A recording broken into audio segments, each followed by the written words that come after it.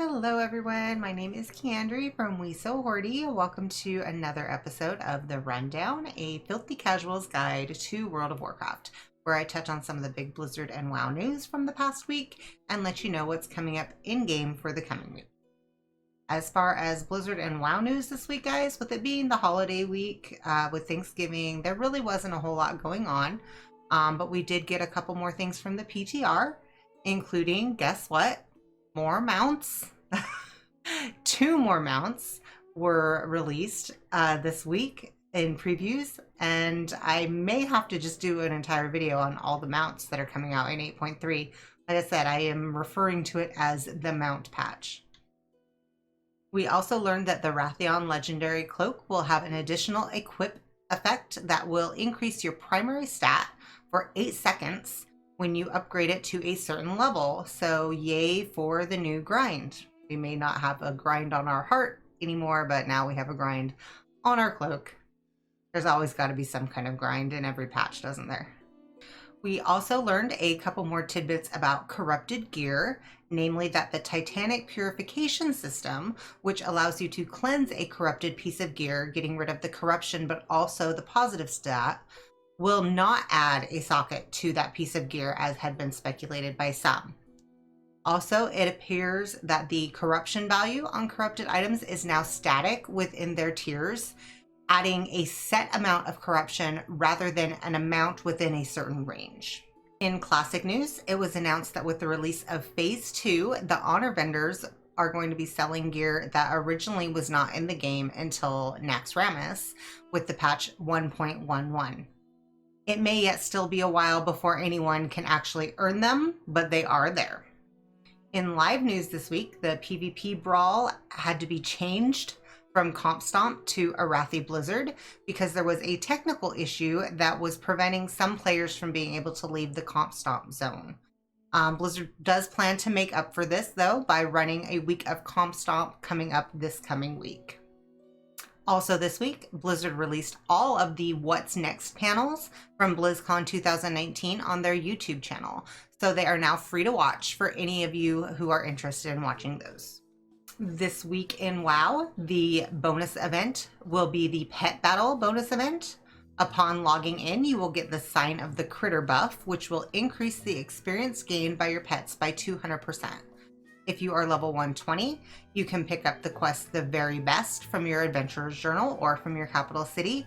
Winning 5 PvP pet battles will earn you an Ultimate Battle Training Stone, which will instantly train a pet up to level 25. The WoW 15th anniversary event is still ongoing until after the new year, so there's still plenty of time to take advantage of that XP buff and the rep buff, and for leveling up some alts. We will have a full guide for that listed below. The Darkmoon Faire is back in town this week, so if you want to take advantage of those quests and buffs and free skill points for your professions, make sure that you check that out. Again, we will have a full guide from Wowhead listed in the description below. Your Mythic Plus affixes for the week are level 2 Tyrannical. Bosses have 40% more health and deal 15% increased damage. Level 4, Raging. Non-boss enemies will enrage once they reach 30% health and deal double damage until killed. Level 7, Volcanic. Enemies cause eruptions of flame near distant players. Additional volcanoes may appear near existing volcanoes. And the level 10 is the Seasonal Affix Beguiling. This seems to be not too difficult of a week for Mythic Plus, so good luck on all of your Mythic Plus adventures. In So Hordie news, we do have our Transmog final going on this month for our 6 finalists who won our Transmog contest throughout the year. They have a special category that we decided on, and that category is cosplay. So good luck to our 6 finalists in putting together a kick-ass cosplay transmog. We do need to have those entries by December 29th, and we will be announcing our winner on December 31st. Also remember that our December cookie contest is well underway and actually almost over, guys. You only have about another week to get things sent to us. We do have to have everything in hand by December 13th. So send us either a physical card or item or an e-card to our P.O. box or our email. And for every 10 entrants, we will be giving away a dozen homemade cookies to a lucky winner.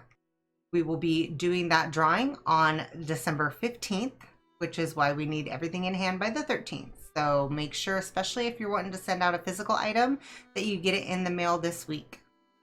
The addresses to send either physical items or e-cards to will be in the description below in our FAQ.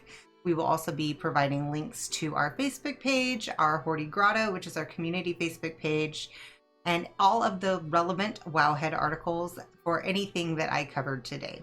That is it today, guys. It's kind of a short one. It was kind of a quiet week on the WoW front with the holiday.